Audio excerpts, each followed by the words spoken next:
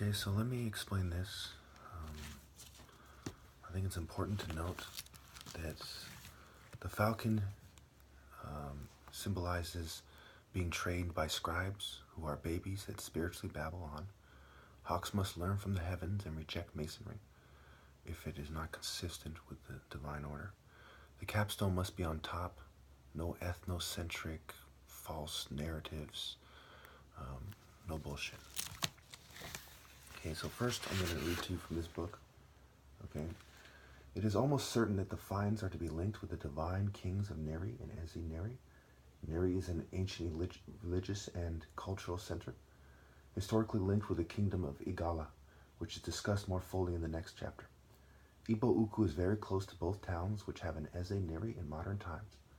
One of the sites excavated was the tomb of a man buried in a sitting position, dressed in ceremonial regalia, with a bronze rod supporting a bronze leopard skull at his side.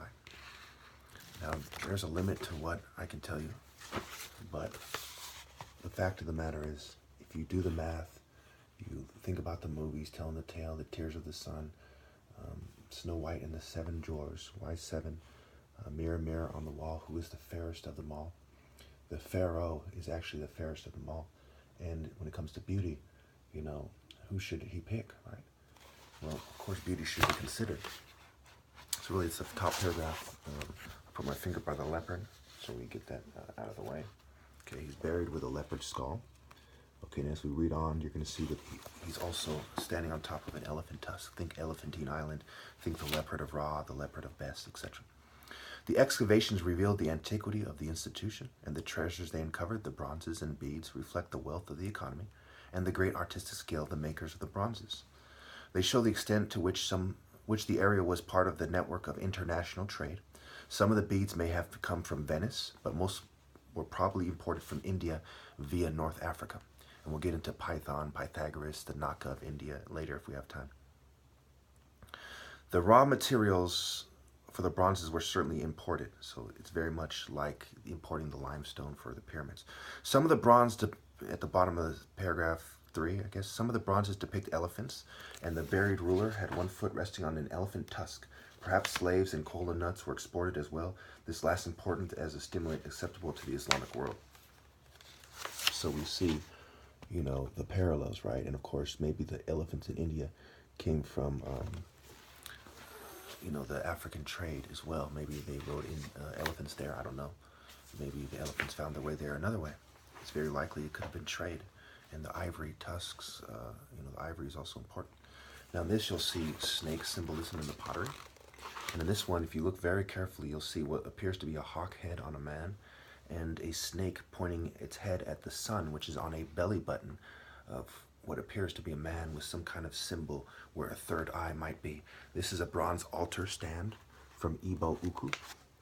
There's a lot more wordplay that directs to my family, my extended family, especially, you know, I don't know, can't really get into it, but basically part of my family is from the royal family, and part were slaves that married into the royal family in Nigeria. Okay, so one story goes that when the white man came, wherever he came, I don't want to spell it out too much for you, he was challenged by one Igbo with a spear while the rest fled, and they made him, they helped him raise to the rank of the highest title holder. See, I'll point to the hawk head. This is the snake head to the belly, okay?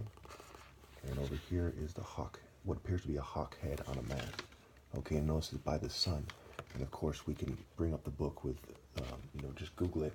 Ra Horaketi, or Ra with the sun around him, Lake Mo Aris, Lake O Aries, Capoeira, Cap A, Eri. Okay, I believe is the wordplay. We'll get to that in a second. Okay, and then of course here we have a leopard on a, what appears to be a bronze shell, right? Seashells, sea people, right? This is a leopard. So they say surrounded by an animal, right? For some reason, they never spell out the leopard. They say Ra is depicted as some kind of a large cat depicting decapitating Apep. That's in the book as well. It's on the internet as well. This is obviously a leopard. Look at the spots. You consider the leopard society and everything. when you consider the depiction, it also brings credence to this lax picture, because that's not a very ferocious depiction, right? It's kind of a natural, kind of graceful depiction of it, if you will. The depiction of a hawk-headed man, you know, at the end of a tale. So, of course, you have the story of, I believe, one of Horus's sons or something turning into a large snake in the 6th dimension in Egyptian mythology. Okay, so let me. Okay, so you have the peon. You're a peon, right? You're a peon. Peon, and if you look up the word peon, you get spelled as P-E-A-N, as you know the different Latin roots and so on. P-E/A-N, P-A/O-N, and so on. Remember, I'm half white, and also there's slaves in my family as well. I'm not being racist. This is just the truth. You need to understand these things to understand why things work the way they do. The truth will set you free. And yes, it does make me look good. I don't mean to grab my collar all cocky or something, but I'm fixing it. It does seem to make me look good. And the cap I'm wearing, the beanie I'm wearing, is on purpose to resemble the cap of Upper Egypt. When people were tarred and feathered, it was to make fun of the hawk perspective of Egypt in favor of Apep and Set. And yes, the movie, you know, Star Wars, the Death Star, Obi-Wan Kenobi, it is about my family. And my family is truly the royal family of Biafra, of Nigeria, the land of the black. The leopard, he was in a sitting position, probably with his hands crossed, who knows, with a leopard skull by his side, over a bronze rod, you know, the iron rod, the scepter, the staff, a bronze rod. Okay, so the movie Tears of the Sun, okay, is about, from what my understanding, my family being brought here during the Nigerian Civil War. Okay, and some people will say, well, you know, in the movie they say, well, some people might say it's not a good idea to spell these things out, but for the love of humanity, I do beg to differ. I think it's a good idea to spell these things out. Okay, so you go to page 79. In conflicts between related groups, the use of firearms and the killing of women and children were forbidden. Okay, there are two-edged swords used by arrow warriors, and few Europeans are said to appreciate the intricate complexities similar to other African regions. Okay, that's on page 79. I'm reading parts of the same book. And of course, think about the deeper implication of that. They don't have the commonalities, the cultural commonalities, the shared cultural values. They're across the Mediterranean, the media, the medium, okay, the you know, the crossover, the opener of the ways, the seashell, right? You know, spiritual mediums, the media, okay. So 81, there's no caste of priests of certain gods, witchcrafts only in limited areas. Again, just like in Shaka Zulu on the BBC series. We will not be fooled by witch doctors' illusions, right? Witch doctor, a doctor to doctor the evidence. Alchemy and doctors and shrinks, right? To shrink your brain, shrink your ego, shrink your muscles, shrink your body, you know, or expand it, is part of what shrinks are known for, not just because of lobotomies. Okay, anima naturaliter Christiana is the imitation of the supernatural. Okay, so 82, Ephic worried about evil contracts. Okay, so some people were worried about the contracts being evil. They weren't just, you know, they weren't stupid, and they were kind of forced into doing this thing. Okay, so basically, I can't read that part to you. Goldie, yeah. So there's a lot of stuff in this book that, you know, verifies that I'm telling the truth. Okay, Eku Meku, right? Ike Emeka. Chiuku, breathing or dispersal. There's also the negative side where you have the Maka, you know, Chuko Amaka, Chuko Emaka. You know, the Maka was a evil demon that would attack the boat. It was a 50-foot tall demon that was admired in Egypt for its ferocity. It was a serpent. So, you know, not all Igbos are good people. Most of them are, from what I gather. And of course, there's liars and snakes, just like in every other culture. Okay, so 140, you'll hear about the Meku warrior, and so on. Okay, 163, the slaves were freed. Okay, so a lot of the African Americans who came here came in a mass of over 1.5 million Igbos. So with all due respect, they're not really from the royal family. They're mixed in with a lot of other people, they don't have that same legitimate claim that I do. And for that reason, unfortunately, I am going to recommend that martial arts is brought to an end, but I'm not going to insist on it, because I do believe that this thing is going in the wrong direction. If they don't give me my rightful place, based on the trajectory of technology and the complicity of man, I will have to sincerely recommend that we just end martial arts and you give me my rightful place as a top martial artist in American history.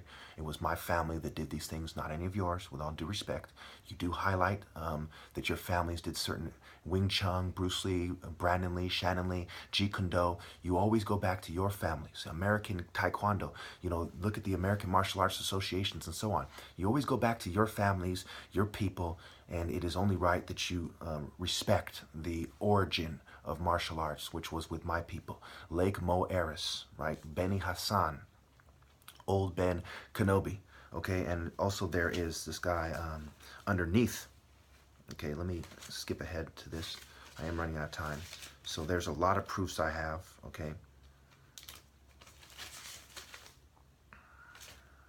Okay, Neith, you know, Neith, right? She is the one of the oldest goddess, if not the oldest goddess of Lower Egypt, which is the top part. That's part of the reason why the spelling is backwards or forwards, because Lower and Upper Egypt are flipped around, so to speak, you know, with the names, because of the flow of the Nile, which I've been told, you know, I read it ends at Elephantine Island, where also you get the consorts of Num, and you have various consorts like Satis, the Satet. And in this book, you know, in the book I was reading, it says the 26th dynasty. It might not be that, but they say after the Assyrian invasion ended, they established their dynasty, and it was a kind of Lower Egyptian Satit dynasty, Satitin, or the age of Sati or something like that, right? The dynasty of Sati, where it was based around Satis, where they had Greek mercenaries in the temple there depicted, probably around that time. So the Greeks kind of came in and established their way, but they also to legitimize themselves, they always had to go back to my tribe. Certainly the wordplay would suggest that, and common sense would also suggest that when you consider of all races, why am I the top martial artist? My dad, you know, a brain surgeon, leopard means surgeon, brain, I mean, to brain someone, to hit down on them, hit their head from atop. Okay, so Maka was a son of Neith. He used a net to catch the four sons of Horus. A sacred crocodile kept at Lake Moeris. Okay, so Lake Moeris, Aries, right, was kept there up until the late period. Okay, it's said to be a form of Horus retrieving the pieces of Osiris in the Nile. So Sebek was the son of Neith. Okay, and of course you talk about Jasis, you know, Jaws, right? Okay, and Horus, you know, so Hor, you know, the mouth, the scripture, the double-edged sword, Horus, right? And of course, the Igbos have people that use double-edged swords in a martial arts spiritual context. So when you talk about Indians, right, in Diana, the goddess of the forest and of childbirth, okay? And of course, Artemis, the moon goddess, the goddess of hunt. This is important. Also remember Aries, you know, Aries, Mars, and so on. So the wordplay confirms with the linguistic evidence, the artistic evidence, the migrations of people and everything else confirms. And keep in mind that anyone who contradicts this is a liar. They are a fucking liar, okay? I've done tons of research. I'm the one who knows the truth. They're fucking liars. They're not connected with the spirit. They doctor the evidence. They're witch doctor, illusion, liars. And you should not respect them for it.